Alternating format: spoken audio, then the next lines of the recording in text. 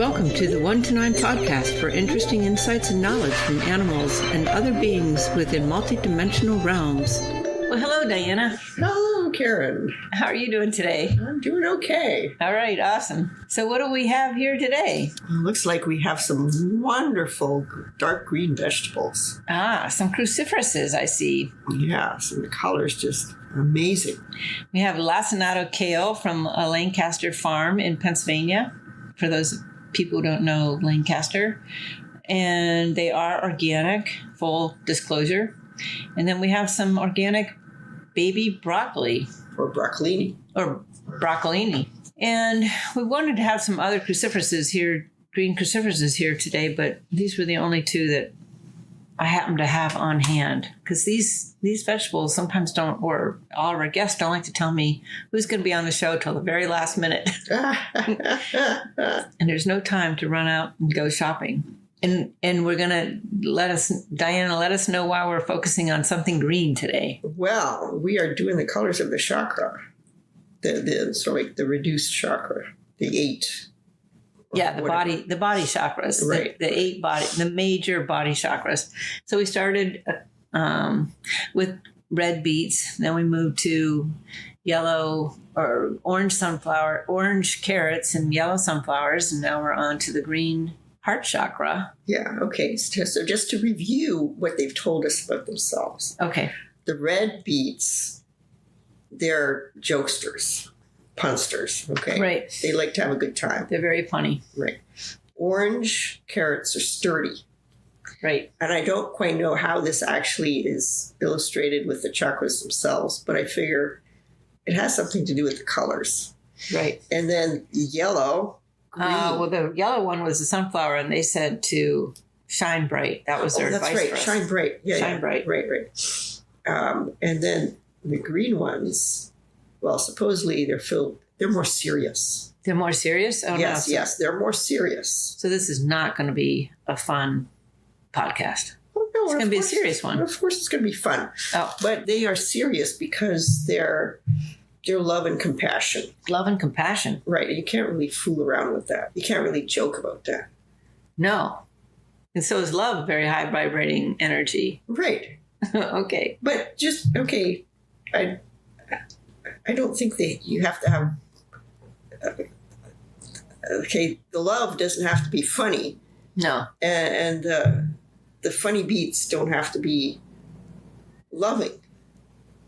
Well, they are. That's true, but I think everything out there is kind of loving. Yes. So what is there an opening message from the cruciferouses or from either one of these cruciferouses? Yeah, they're saying, it's really important that you actually consume a lot of us. Oh. That's what we're here for. We are here so you can eat a lot of us. Okay. Now, is this a modern advice, or is this something that since day one of their existence we should have been following? What are they saying? They don't quite know how long they've been here. Oh, yeah. Well, I'm sure they've been evolving as species by quite a bit. Right. But is there something that's happening right now that they are saying eat a lot of us? Something energetically is going on, or some kind of shift, or is it just... Yeah, they're saying it has to do with your gut and your gut biome, right? So if you eat a lot of us, that will actually make you feel better, make you happier, make you healthier. And as a consequence, your energy is going to expand. Your vibrations are going to increase. It's like... Okay, so these are major vibration increasers. Yeah, yes, they are. They are. Primarily because of the fact of how they interact with your gut biome. Okay, and is it all cruciferouses? Yeah, but the green ones somehow are the most powerful. Is it the chlorophyll? Energy of the chlorophyll? Yeah, it must be because it has to do with the color. Okay. So the purple cabbage. And white cauliflower. Well, the white's often a little green, but white cauliflower versus purple cauliflower. Well, white cauliflower, purple cauliflower, pink cauliflower, green cauliflower. I mean, they're all good. Okay. Except some are just a little bit more powerful Okay. than the others. The green ones are more powerful. The green ones are more powerful. Okay. Now, They're kind of like flexing their muscles. they're flexing their muscles. Okay. Is there anybody that shouldn't eat these cruciferouses? Okay, well, yeah. I mean, if you don't have a good gut bacteria, you shouldn't eat too much of them. But presumably, the more you eat, the better your gut bacteria is going to be. Okay. So if you have a bad gut, just have a small amount and maybe steadily increases. Right. But there's no one who shouldn't be eating them at all, Okay. unless you don't have a gut at all. Mm-hmm. What about people who don't like them? Should they force themselves? No, they should think of ways to actually make them more palatable. Okay. So they really should eat them whether they like them or not. Right, but once they find a way to prepare them that they like, then that will solve That'll solve the problem.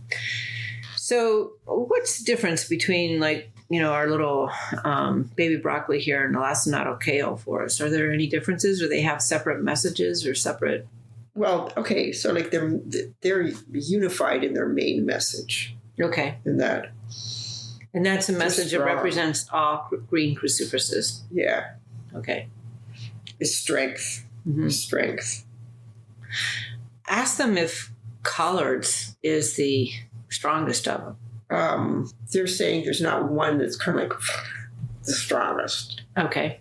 Collards are strong, but kale is also strong. All right. Kale is somehow stronger than the broccolini.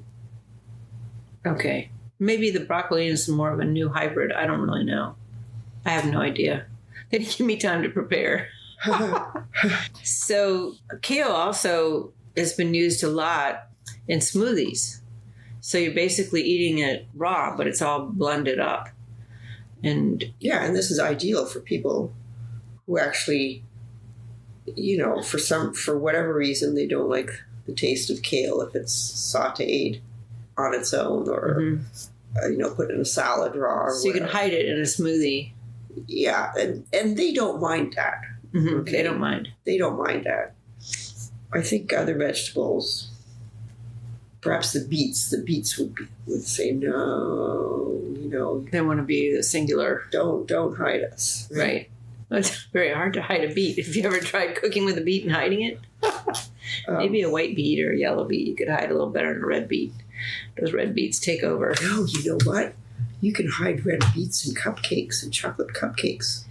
You will have no idea. There's actually beets in They actually, if they're red though, they actually look like a red velvet cupcake. Exactly, but you will have no idea that there's beets in there. Like the beet pudding I served you the other day, it didn't really taste like beets, did it? No. Right. So desserts is a good way to hide beets. Now back to these little guys here. No, they're saying we're not little. Oh no, you're not. In fact, some places can grow really giant cruciferouses. Mm-hmm. No, I mean they may be little in size, right? But really, in terms of how much power they have, they're not little. So, is there anything besides being sort of this loving, sturdy energy that they give us? Is there anything in particular we need to know about eating them? Like broccoli, for example, we don't ever put that in a smoothie. And why not? As usual, because we just don't. Well, it could be that somebody who doesn't like the taste of cooked broccoli or raw broccoli will have an idea of, okay, let's see what it would be like if I put it in a smoothie. Oh, does broccoli like to go in a smoothie with bananas? Yeah, they're saying they wouldn't mind. Okay. What about yogurt? They wouldn't mind. What about, let's see, like a V8 type of... Yeah, they're easygoing. They're easygoing, so pretty much anything. Yeah. Mm-hmm. And does it matter if they're organic or not? Well, yeah, okay. It does. If they're organic, their strength, their love and compassion will be sort of like exponentially higher than if they're not organic, because they're using all whatever is being fed to them, Mm-hmm. and they're transforming that into energy. Just because they're getting energy from the sun doesn't counteract so like the negative effects of non-organic growing. So they get you said they get energy from the sun. Are they getting more energy from the sun than the earth? Yeah. I mean, they're getting a lot from the earth, but they're also getting a lot from the sun. And is that why their vibration's even higher? Or that's why they're more powerful. That's why they're more powerful, because the sun is more powerful than the earth. And the earth's pretty dang powerful as far as we're concerned, but the sun is like, obviously could melt the entire earth. Yeah. Into a ball of... it's different kinds of power. Different kinds of power. Okay. Are they the type of plant that can sort of transcend a garden when it's in there because they're so powerful? I mean, are they like, do they share their power with other plants around them? Oh, interesting. Yes, of course they do, because they are loving plants. They want to make everybody healthier and more powerful and more energetic. Everything around them. Okay, that's kind of nice to know. I wonder if you could translate to that, just sticking them in the refrigerator. Does it make all your food more powerful in the refrigerator? I was thinking about that. Yeah, and then I was thinking, well, how does sort of plastic covering affect them? If you lots of times when I buy my vegetables, I refuse to put them in a plastic covering, and the only time I actually do it is if I have to keep them in the fridge because they can't breathe. But ask them what they think. Yeah, they don't. Actually, they're saying they don't really mind the plastic covering in the fridge. Okay, but so there's because the fridge takes something out of them too. Yeah, I know, dehydrate. And the plastic coverings kind of protects that. Yeah, these dehydrating refrigerators now are hard on fresh vegetables. Let's see, we covered a little bit of their history. They said they don't really know how long they've been around, right? Right. And maybe it doesn't matter. And the green ones are more powerful. Is there anything else in the direction that they want us to be thinking about that we haven't yet thought about with these cruciferouses? I don't know. I mean, I see them marching along. Marching along? Yeah. Flexing their muscles and marching? Like they're leading us somewhere. Right now? Or right now and in the future. They're kind of like leading us somewhere. So by consuming a lot of them, you actually are headed somewhere. Can we get any clues as to where? Yeah. Okay. So like in terms of increasing your vibration and your energy, and they are saying they present a more solid structure for that. A solid structure, a physical structure, solid physical structure? No. Okay.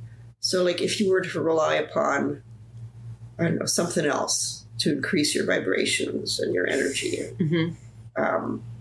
You wouldn't necessarily get the same solid framework to help you get there. Oh, interesting. That's why they're marching along. Right. So if I compared it to something like meditation versus cruciferous, meditation, I would imagine, is different for every single person. So it's not maybe a uniform comparison, but, one is taking you into a different energy state, hopefully expanding you, and the other one is expanding you, but one with more structure. Right. Okay. Now, this is actually kind of interesting because they are saying that what they do is like, and what meditation may not do, is part of what they do is actually focus on your physical body. Strengthen your physical body. All right. Well, that's in the physical body is a denser energy, so that might be why. But that's not the only thing that you do, that mm-hmm. they do, right? Okay. So it's a focus on sort of like strengthening your physical body, but also focus on strengthening your, they're all connected. Right. Your spiritual and your multidimensional and energetic and emotional. Mm-hmm. So in a sense, they're kind of like, they're more the whole package. Okay, I would have to qualify that in that just the focus is a little bit different if you're comparing it to meditation. Mm-hmm. Okay. I mean, they're two extremely different modalities. That's I right. understand that. I want to ask a question out of the left field here. What do they think of breatharianism? Oh, they don't like it. They don't like it for humans? Because, they're saying, they'd be kind of like out of their existence. They'd be forced to be hold extinct. on. Okay, so not necessarily, because they do produce beautiful flowers. In fact, that's another question out of the blue. What energy do the flowers, if you let them bolt, what energy do the flowers carry? It's a lesser energy. It's not the same as the energy from the leaves of the plants themselves. It's definitely lesser. Yeah. And is there such a thing as cruciferous fairies? Are there any here right now? Yeah. Yeah, some are hiding kind of like in the labels there. All right. To see if they're here. For some reason I got the sense that they were here too. Mm-hmm. So back to breatharianism for just a second. I mean, they're saying, think about it. What is their mission here? Their mission here is to help humans ascend by way of increasing their physical vitality and health and emotional and spiritual and metaphysical energies, right? All right. So let's assume that we're never going to get rid of the cruciferouses. Let's talk a little bit about how they like to be prepared. So we already talked about the smoothies. When you're making a smoothies, what do they think about using the stem, the more woody parts, versus leaving those out? They say for the gut health, specifically. Leave out the most fibrous. Okay. Or if you could actually really get that chopped up, you can use it too. Well, in a blender it would chop up, but okay. And what about so usually you have steaming. Do they like that? Yes, they like that. And we have sautéing. Do they like that? I like that, yes. Steaming better than sautéing, or? Kind of the same. Okay. But then they're saying garlic. Oh, they like to be paired with garlic. All right. Garlic. Interesting. Both Diana and I really like garlic, so maybe I hope we're not influencing how they. I don't know. I mean, I didn't get that same sense with the carrots. No, that's right? true. Or with the beets, right? They didn't say garlic. Right. All right. Is there something else they really like to be paired with, like potatoes or rice or? Oh, potatoes. Yeah. They particularly like potatoes. Yeah, they and do there's like potatoes. So many different potatoes. Is there a particular potato that they like to be associated with? They like ones that are happy. Happy potatoes. And those could be any potato. As long as they're variety. Happy. Okay. So no old sad. No old sad potatoes. All right. Cruciferous and potatoes. Very interesting. And then there's dehydration. I'm already going to assume that they're not going to like that, but maybe they like it. Okay. They don't like it, but they can live with it. They could live with it. What about roasting them or baking them? It's very similar to dehydration for them. No, they can live with that. But as far as what they do for us, those two, like roasting them, because everybody's making kale chips and thinking they're eating a healthy snack. And if the health has gone out of them, we want to know. It's slightly less. Slightly less. But like 10% less or 50% less? Oh, no, not 50%.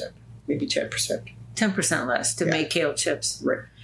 Versus. But they're saying, it's like whatever people like to eat. Yeah. Okay. If you want to put them into kale cookies. What about soups? Do they like being soups? Oh, yeah. Soups, they love that. What about desserts? Yeah, they would like that too, provided you could think of some. Yeah, when we did the beet one, I wasn't sure at all that desserts were a thing, And of course, it makes sense because the beets have way more sugar in them. These, I'm assuming, are low in sugar, the cruciferouses. Yeah, but you could sweeten them, I guess. Okay. Do they like dates in them? put dates and raisins? Yeah. Dates and raisins they would like. Yeah. I do that anyway when I saute them. Is I put dates or raisins in them, something sweet, especially if I'm serving them to someone who thinks they don't like them. Mm-hmm. And then they're like, well, these are not so bad. Right. They like being cooked with onions too, right? Yes. But garlic's the best. And for both, the broccoli and the kale are all cruciferous. Yeah. Oh, cruciferous. I know there's lots of cruciferous vegetables. Yeah, but the bulk of them are kind of in the same family. There are varieties of kale. Yeah, they all like cauliflower, cabbage, and broccoli. Some like onions more than garlic, but these like garlic more than onions. Okay, I see. What about mushrooms? They like to be cooked with mushrooms? I like being cooked with, what was the first thing besides the potatoes? Something sweet? No. Oh, it was potato. rice. No. Before potatoes, you said something else. I did? Yes. Onions? No. But anyway, I've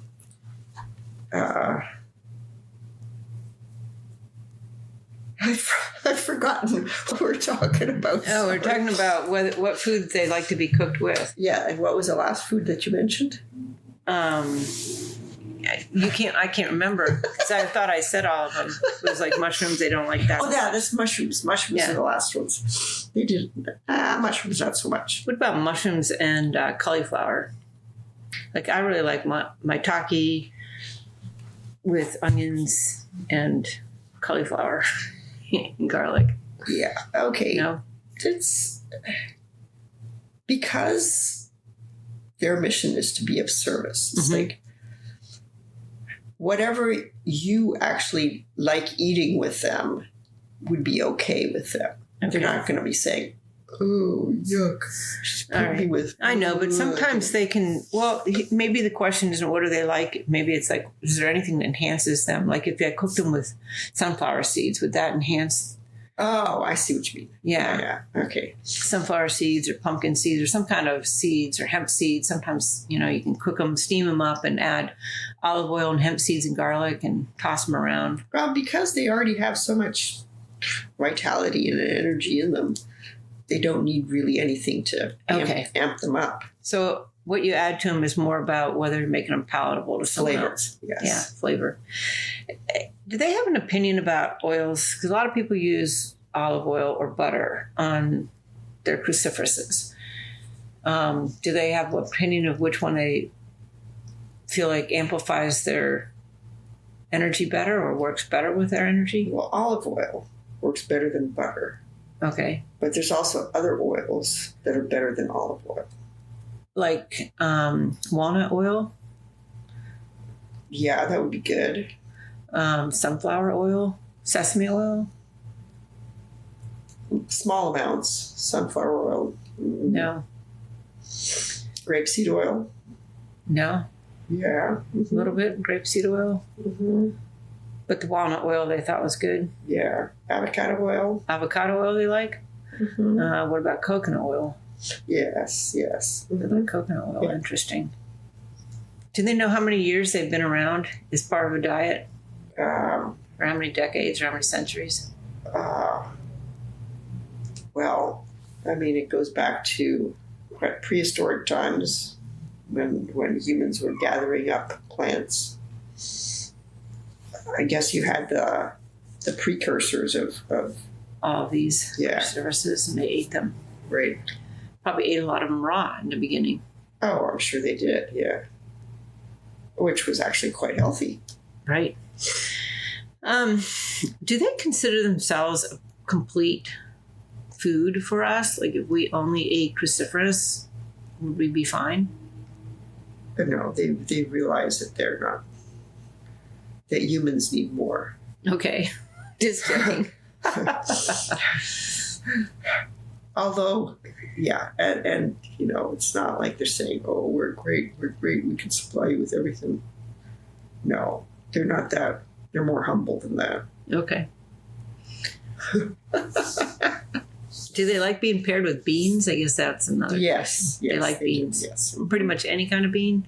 Yeah. Like, I'm not talking about like green beans. Yeah, I know. I'm talking about like brown beans and green and garbanzo beans. Yeah. Yes. All of the beans. Yes. They like legumes. That. Yes. All right.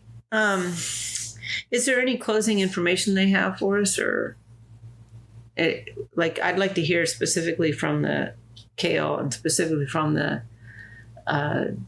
broccoli, if that's possible.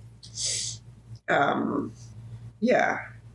So I mean, the messages are very similar in that they're saying, keep on fighting. Fighting, which in there, according to them, it's like keep on eating us. Oh, keep on eating us. Yeah, that's a better phrase than keep on fighting. That sounds like a political mantra. No, and then the kale is saying, that's the broccoli. It says keep on eating us. They're both saying keep on eating us, but the kale is saying a slightly different kind of energy than the broccoli, and but both are worthwhile. Mm-hmm. And they're both strong. They're both strong. And they want to impart their strength to us. Okay. Is there a specific nuanced message from the kale then, because its energy is a little different, other than what's already told us? A parting message, or is it complete? It's saying, "See you next time." See you next time. You know, probably means see you at the next meal. Okay. Awesome. This could be in a little while. Another hour. And then the broccolini is also... Broccolini is actually kind of like suggesting ways that you could cook it. Oh, yeah? What is it saying? Ooh. They say they want ginger. Oh, ginger. Okay. Want me to make a ginger soup out of them? Ginger broccoli soup? Yeah. With sunflower seeds? Ginger broccoli. Coconut milk? No. Just ginger and broccoli and onions? Yes. And garlic, I'm assuming. Right. Ginger, broccoli, onions, and garlic. Maybe coconut milk. Maybe a little coconut milk to make it a little creamy? Yeah. I could use cashews. A little sesame oil. I could use cashews instead of coconut milk if they want. Sure. Okay. And will this will this be like a healing soup or like a energizing soup? Okay. They're probably both. They're saying that we just want to make something that tastes good. Oh. We want to be made into something that tastes good. All right. Well, now I have something to do right after this podcast. That's funny. We have this new audience, this sort of multidimensional audience that's been following us along. And is there a question from the audience today, Diana? And then we'll close out. Well, see, this is the thing. I can't really understand them. Oh, I thought they might have worked on their communication since last time. That's fine. No, but okay, there's some of them that are going like thumbs up. Mm-hmm. Not everybody, though. They're like, you missed something really important in this podcast. Not quite that, but there's maybe a third of them going like thumbs up. So I don't quite know what it is they're trying to say. The other 2/3. Mm-hmm. That they're disappointed somehow, or I don't know. They're expecting other things. I don't know. They're not cheering. They don't have their thumbs up, but they're not throwing tomatoes at us. No. Right. All right. You know what? I think they want samples. Oh, they want samples. Okay. So we'll make the soup. Is that what they want? They're waiting for a soup sample from the broccoli? It could be just a virtual soup sample. Okay. Obviously, we already know the recipe and we already know it's going to be yummy. So, well, thank you, Diana. Thank you, Karen. And thank you, Cruciferous, lacinato kale, and baby broccolis. We really appreciate your sharing your wisdom with us and your insights and obviously your energy with us. Okay, and they're both of them taking a bow. They're saying thank you. And thank you. They're serious. You know, Yeah, they're I not- know. I know they're serious. And thank you for leading us and giving us the structure that you give us. And Oh, they're saying you're welcome. Viva la Cruciferous. All right, bye-bye. Bye. That's all for this episode of the 1 to 9 podcast. Thank you for listening, and please sign up for our newsletter at 1to9podcast.com.